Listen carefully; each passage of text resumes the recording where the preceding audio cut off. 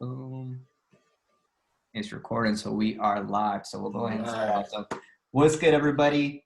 I'm here with a special guest. I got my boy Myles Taylor here, straight out of Sacramento, California. What's going Me and my on? boy, we've been trying to get something going for a long, long time, man. Like, I'm so happy that we Yes. finally got something to work. So, Yes. hopefully, you guys enjoy this. Myles, before we even go ahead and dig into the video, I want you to kind of just go ahead and introduce yourself, a little bit of your background.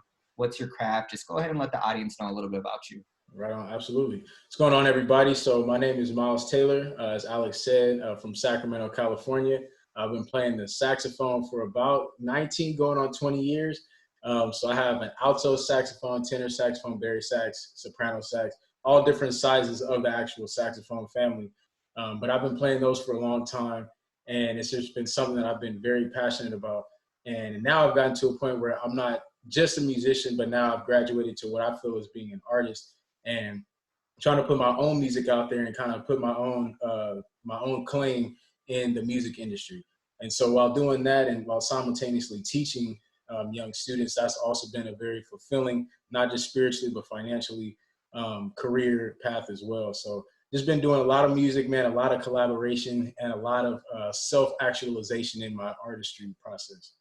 Dang, you said 19 years, bro? The 19, man, since we're third grade.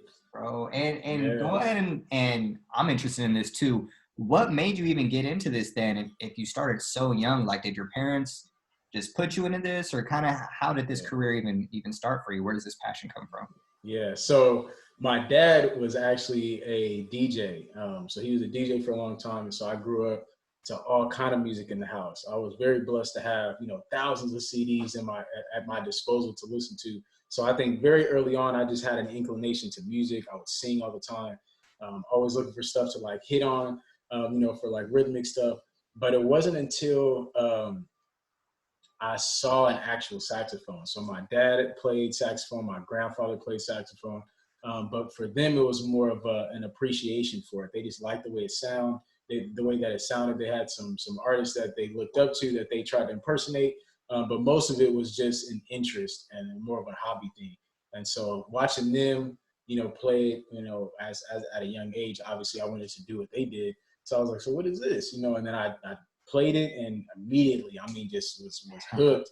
And I mean, just all the little things about the saxophone that, I was so fascinated with the anatomy of it and like taking things apart and putting it back together. So all those different things, man, I was just fascinated very early on. And so I've just been with it, man, ever since. Dude, that's so dope. And I was actually thinking about this today. Like, you don't really see too many people who want to play an instrument like that. Like, Right, in this day and age, especially even when we were kids just growing up, like, it's right, a typical, I want to be a basketball player, right, or I want to be an entertainer, right. or like a rapper, like, like just the typical stuff. Like, you, as far as like just doing anything like this, I feel like it's kind of looked upon as, I guess, not really cool. Like, Mm-hmm. nobody really, I don't want to say nobody cares, but it's just not something that you really hear people say, Right. especially when they're kids. So the fact that you wanted to take this path and you fell in love, like, can you tell me, was there ever a time when you were a kid, like, did you ever feel like, man, like, this isn't even cool? Or were you always just like, man, I see my dad doing it, I see these people doing it, like, I'm gonna just do it regardless? Yeah, so I mean, for me, and that's a good question because I think that's something in my experience. Like whenever I would get done with a performance, it happens so often, man, where I'll get off the stage and somebody will say, "Man, you sounded really good. I used to play Mhm. XYZ instrument. Used to." That was always the statement. And my first question was, "Well, why'd you stop?" And the response was, "Oh, when I got to high school, I thought it wasn't cool. I thought but you could always see the regret in people's eyes that they wish that they had continued to do it. And for me, that was like, I would encourage them to always step back into it. But for me, it just made me realize for myself that it was always something that was deeply fulfilling for me. And I never really saw it as like, do other people see this as being cool? I looked at it as, am I creative enough to make whatever I do cool? Whatever stamp I decide to leave on, whatever profession I decide to go into, I'm gonna make that cool just because I believe in it.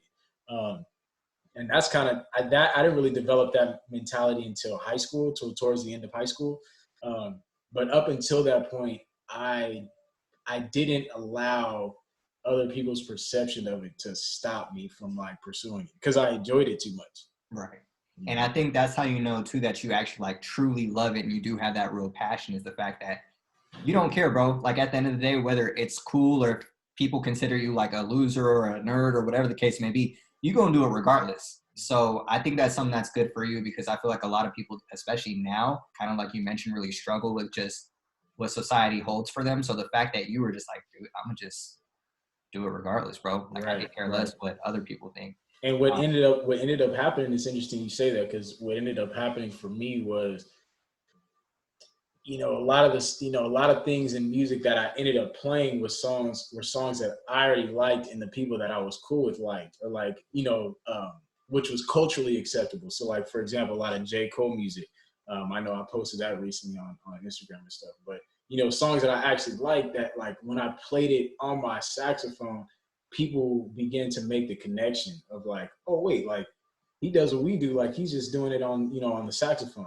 And as I've gotten older, now, and I'm sure you notice, where everybody is pursuing some kind of music, something. Either they're making beats, they're rapping, singing, but somehow, some way, somebody's got their hand in something music related. And so for me, I'm in a blessed position because now I have so many people that I know in the music field that I can tap into and work with.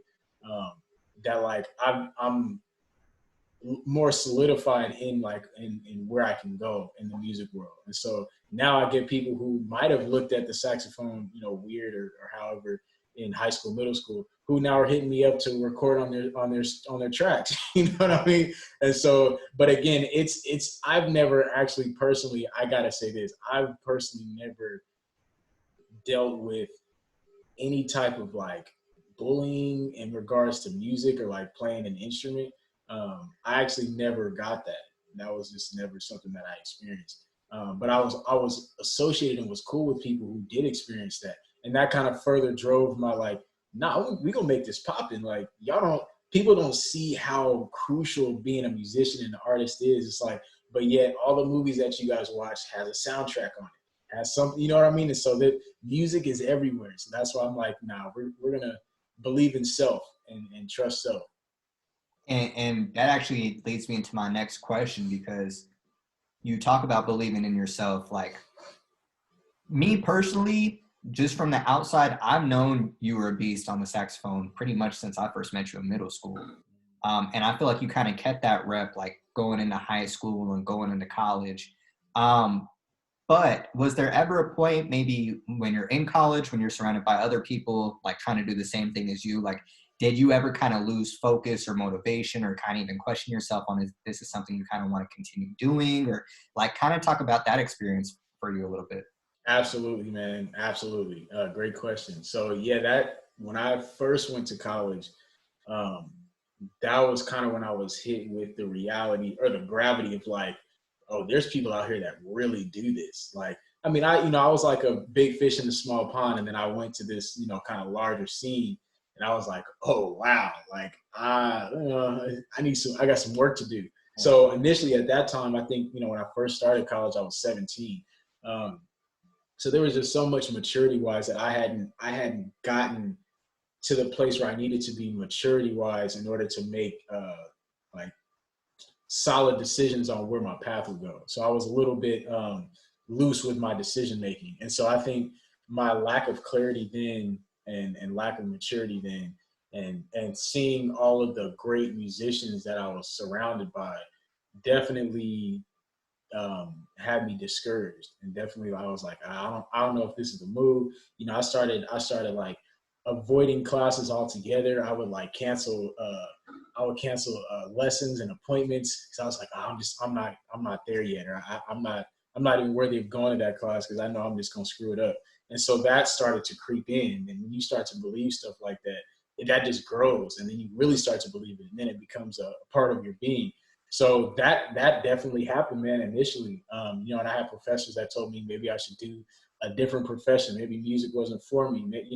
So when I started hearing these things, that's when I was like, okay, I got to reevaluate here. So I was in San Jose during this time, and I was going to San Jose State for a while. And so at this point, I wasn't in class, and I was paying a lot of bills, and it was so much money that, you know, I was like, man, I'm struggling just to stay out here, you know. And then I was like, and I'm still not even pursuing my craft like that. So I just made the decision, man, you know what, I got to come back to Sacramento. Let me kind of like, you know, it's like an arrow, man. I was like, let me step back and like re-aim to like, and then go forward. And that's kind of what happened. And it turned out to be a blessing, man, because I came out here and decided to go back to school, even, you know, albeit slowly, but still going, with more of a mission. And now having a studio out here, and now working with artists who are in the city, who are working in the city, working in Southern California, being able to being in this position is so gratifying. And I feel like a lot of that has to do with just endurance and just continuing to go, even when I doubted, like continuing to go. And that's where I'm at now. And that's a fact, bro. And like, even for me, just, it's funny because you were explaining that and I was just visualizing in my head everything that I've seen taking place for you. Just because, like you said, like college, it was an interesting experience, I know, for me personally, and even for you, like, just because it's so many things that you're going through. Like, you're still trying to learn who you are as a person yourself. Right. Like, you're still trying to keep good grades up. You're still trying to find out, like, okay, like you said, is this music thing what I really want to do? Mm-hmm. It gets hard, man. And then you start hearing just these negative thoughts from yourself, and then professors telling you this and that. And then it's just like, on top of that, you broke. I mean, let's just call it what it is. In college, Right. you're going to be broke. So it's Exactly. like you're going through all this stuff, and you're just, Mm-hmm. dude, like, it's kind of like sink or swim, man, really. Really, exactly. And you took like an alternate route, bro, because a lot of people could have just said, okay, I'm going to just go back home and just chill and just go back into, I don't know, just working a regular 9 to 5, or just chilling on their mama's couch, just not doing anything in general, Mm-hmm. and just not really doing anything. I feel like for you, you use that time coming back home really as a time for you just to mature, get your thoughts together. I'm sure you were probably by yourself a lot of the time, just trying to figure things out on your own. And I think for you, just over the past couple of years that I've seen, just with you being back home, I feel like this has been the most growth you've ever had, bro. Mm-hmm. I feel like just with you taking that time away, like your confidence is just skyrocketed from where it was before. Mm-hmm. I feel like your creativity level is just on a whole another level. Like, you right now, in the amount of content and just concerts that you guys have going on and just everything going on, you right now compared to you, let's say 2-3 years ago when you were back at San Jose State, totally different, bro. Right. And Yeah. like you see it just with how you carry yourself. You see it with just all the moves that you're making. So I just want to tell people, just who's ever listening, like, don't let society tell you can't like move back in with your parents, or you can't like hit the restart button and just regroup and get yourself together, man. There's nothing wrong with dropping out. There's nothing wrong if you're in a job that you don't like. There's nothing wrong with quitting that job, trying to restart. Sometimes you really have to go ahead and just spend time alone in order to really figure out like what that path is. And you never know, that could be what God's telling you to do as well, or just whatever you believe in, man. So I really just want to hit on that, because everybody has their own story, and the fact that like you had to endure all that, and still to this day, I mean, for you just being in Sacramento, that's not really, at least in my opinion, not really a big like music scene like that in general. Mm-hmm. Kind of talk about how you are building these connections right now, and what is your ultimate goal? Like, do you plan on just staying in Sacramento? Would you prefer to move to like a big city like LA or New York, or kind of where are you at right now in your journey as far as that goes? Mm-hmm. So, well, I appreciate that. First, I appreciate you know, speaking on just the growth, and yeah, I definitely appreciate that, man. Again, yeah, coming back to Sacramento, and you know, initially at first feeling like, oh man, like I'm starting over, and like I came back and had nothing to show for it, and just like feeling weird about that. But then realizing, man, and this it was a Dom Kennedy quote in one of his lyrics when he was like, you know, there's no one way in, just try and fail. You know what I mean? So it's like, it's basically that ebb and flow of like, you just got to keep going, man, like trial and error. But just that I'm just going to keep going. I'm going to keep trying regardless of what happens, win, lose, or draw, whatever opinion somebody has about this, that, and the third. The minute I focus on that is a minute that I could be using to get better at what I do. So that's kind of been my mentality. So I just wanted to address that. I appreciate you, you know, speaking on the growth. as far as the music scene in Sacramento, I'm kind of like an optimist in a way, and so like, and the reason I say that is because I'm kind of going back to the whole thing about making the saxophone cool, you know, whatever cool means. Mhm. Um, it's kind of the same thing how I feel about Sacramento. Like, I don't really feel like going to New York or LA to make a name for myself when I can do that here in Sacramento. Why not make Sacramento poppin'?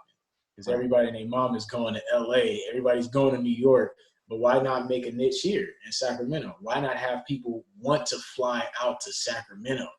Um, in which right now people are like, what? I'm not gonna, you know, and that's cool. That's great that's actually a perfect that's the mentality, because that means it's up to us, the ones in Sacramento, to make it that way.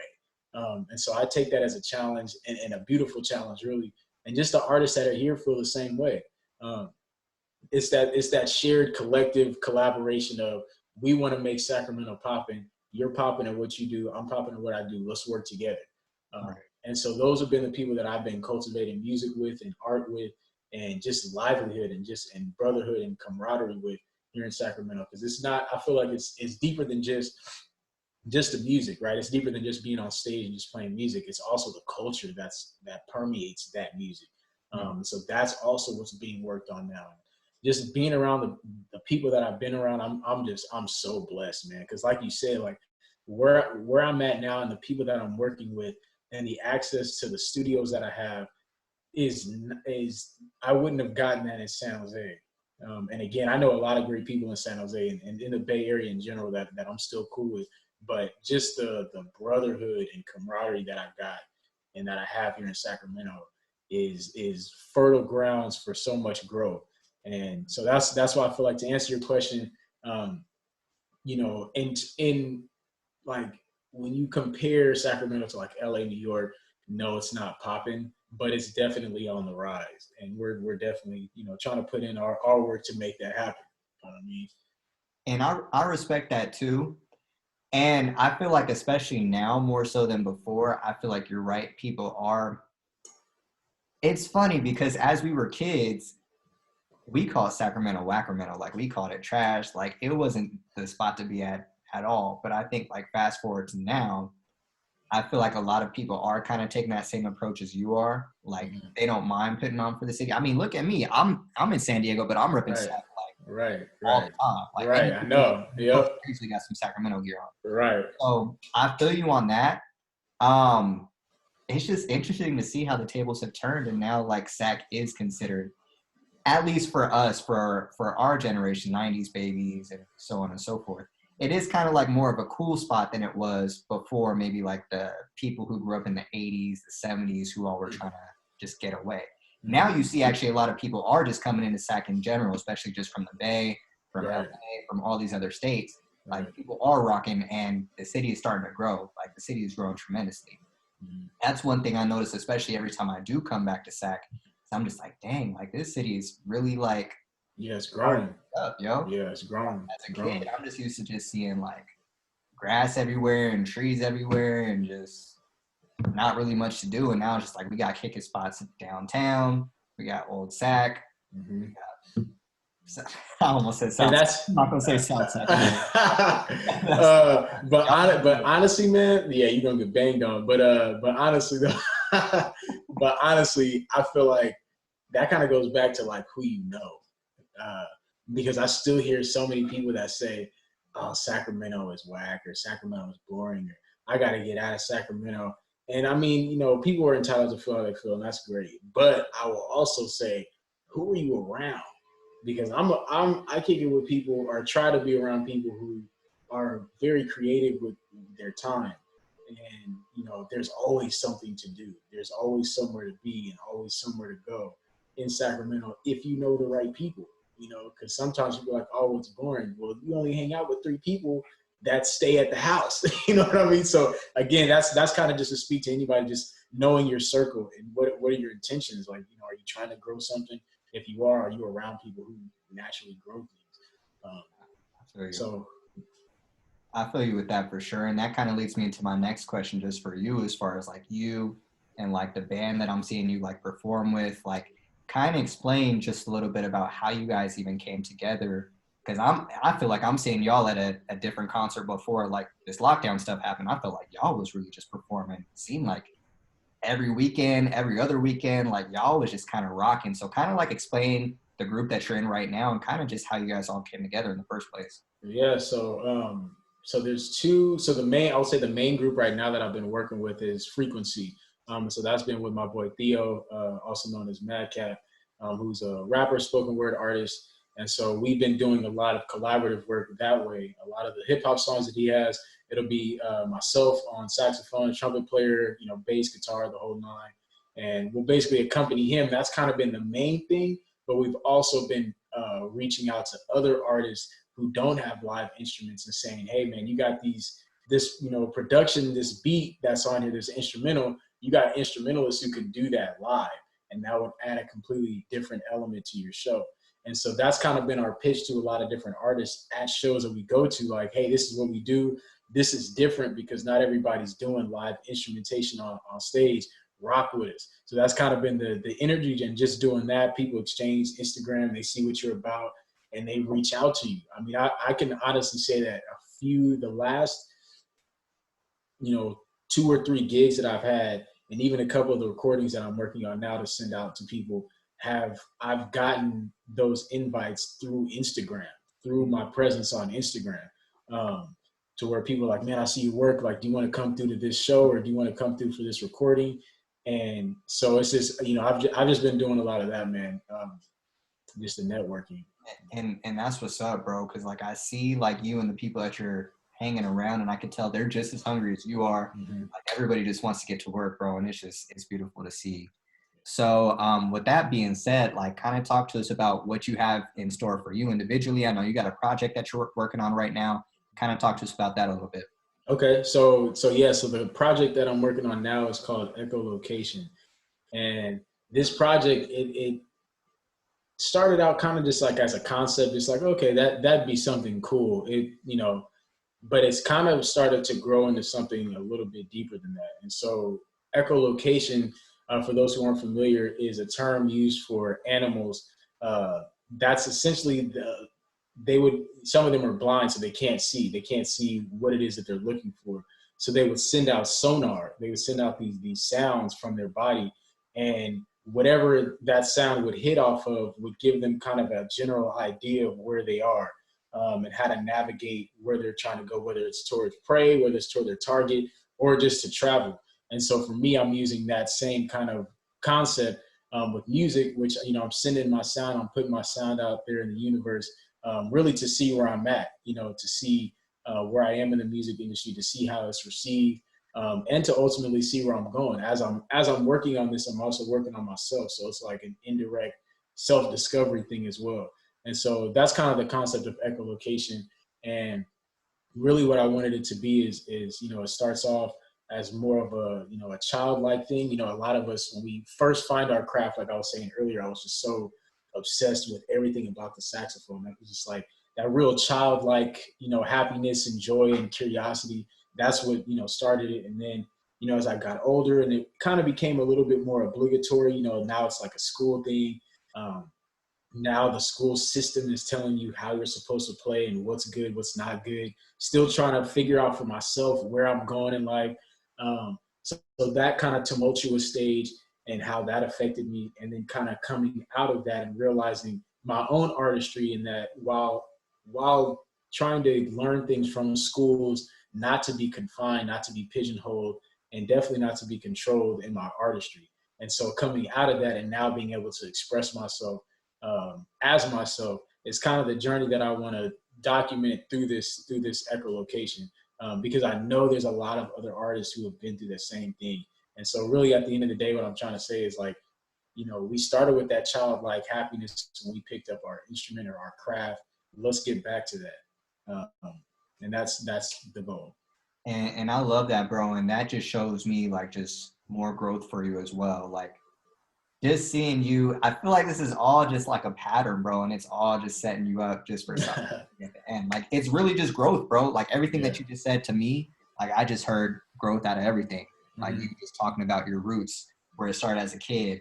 Okay, society dictates that you got this going on. Okay, let me let me not really do what I want to do because I'm kind of scared what other people are thinking or getting told this sound is trash. And like you just bringing it back just believing in yourself, bro, and doing like just what makes you happy, making the same music that you would have made when you was 7, 8, 9, 10 years old, bro. Right, exactly. And that's what's Exactly. up, man. And that's good to see. And for you, do you have any timetable just yet on like when you're looking to release that, or where you kind of So process? so that's kind of where what I meant by like it's the concept of it has gotten deeper than I initially thought. Initially, it was just like, let me just put out some project so that I can say I put out a project. So that's kind of superficial, to be honest. Um, and so I knew that I was just like, that's not really the move. And so as I started working on it and started developing the sounds and then the concept for it of like kind of what I just told you, like the starting at the childlike state and kind of getting back to that. I realized that this isn't something to be rushed, this particular project. So this current one, echolocation, I don't have a timeline on that one. Other than to be consistently working on something that's related to it. So whether it's a brand, whether it's like getting the right people around me, whether it's getting the right instrumentation, learning arrangements, playing piano, just any and everything that's surrounding ultimately putting that product out is what I am committed to. Just that consistent process of cultivating it. I am currently working on an EP though that is a little bit more low pressure, kind of like a lot more chill. This is kind of like if you picture like Lil Wayne's mixtapes versus albums. Like his mixtape is kind of like, give me an instrumental, I'm gonna just go off on it. You know what I mean? Versus albums more concept. And that's kind of what this is going to be, just like beats that friends have made. Shaheed, one of the good friends, on beats production, a couple other people, and doing those and basically just going off and just freestyling on my instrument. Essentially rapping on my saxophone. It's pretty much what the goal is. And so that the goal for that is this June. So that's the goal for that this June. All right, bro. Birthday mark. We gotta have that coming by your birthday then. Yep. Hopefully everybody can get outside by then so we can have some kind of release party. If not, shoot, like we gonna make something happen regardless. Oh yeah, yeah. Are you dude, that's gonna be so dope, man. Like you gotta put that on like Apple Music, Spotify. Oh yeah, absolutely. Absolutely. What I love is that like what you're doing is something different, bro. Like it doesn't sound the way everybody else's stuff sounds. Like this isn't something that you just like riding down the street, you see a little baddie and you like spin. You know how it is. Right. Like it's different, bro. Like this is just something that you can just vibe to, man. Like just you can vibe out. You can write if you're trying to have like a poetry session or if you just daydream and just think about your future, bro. Like just trying to create. Like this is just something that you can just throw your headphones in. Right. Yep. Vibe out, bro. And my goal, man, ultimately is to have, basically this concept of this music to be one of those things that you can play at the cookout. I'll put it that way. So like you can play it in front of grandma, you can play it in front of your little niece, like you can play it in front of anybody. I want it to be that kind of like that universal. And like you said, I mean, it's not something that's necessarily like talks about or glorifies, exploiting women or like, getting money and this, that, and the third. But I do want you to groove to it though. You know what I mean? I do want people to like, if you're feeling it, I want people to do that. I definitely want that. And because that's my ultimate goal is to like create a space for people to feel comfortable expressing themselves. And that usually happens when the artist is self-accepting, you know what I mean? And expresses themselves like, this is me, this is who I am, this is what I'm coming at you with. Do you rock with it? And usually when you come at them with that, that's when they're like, yeah, I rock, And so it's that real give and take in the performer and audience relationship. So that's what I'm looking to do, man. Getting people to groove and feel good.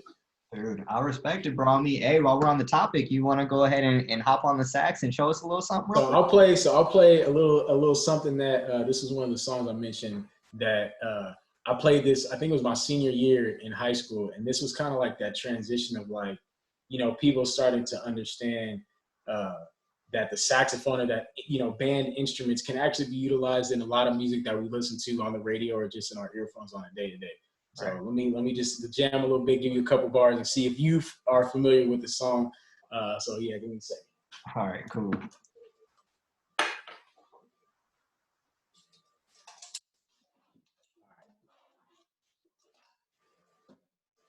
Let me know.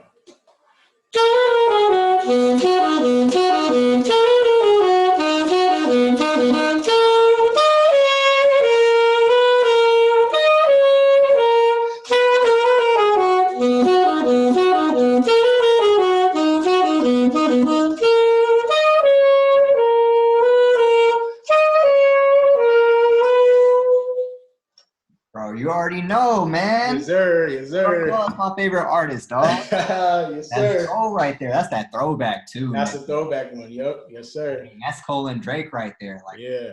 that feels so long ago, bro. Like, I know. that's Yep. crazy, man. But Yep.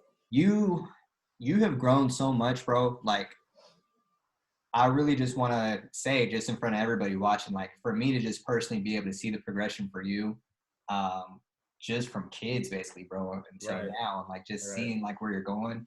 Like, I'm only just, this is just like the beginning, bro. And I feel like we're gonna look back in a couple of years at this conversation that we're having. It's like, dang, dog, like we really made it happen. So Yeah, man, I'm telling you, and you already know. I mean, you know, a lot of people are kind of just tuning into us, but like you, I, and the different people in our circle, you know, consistently have conversations like this.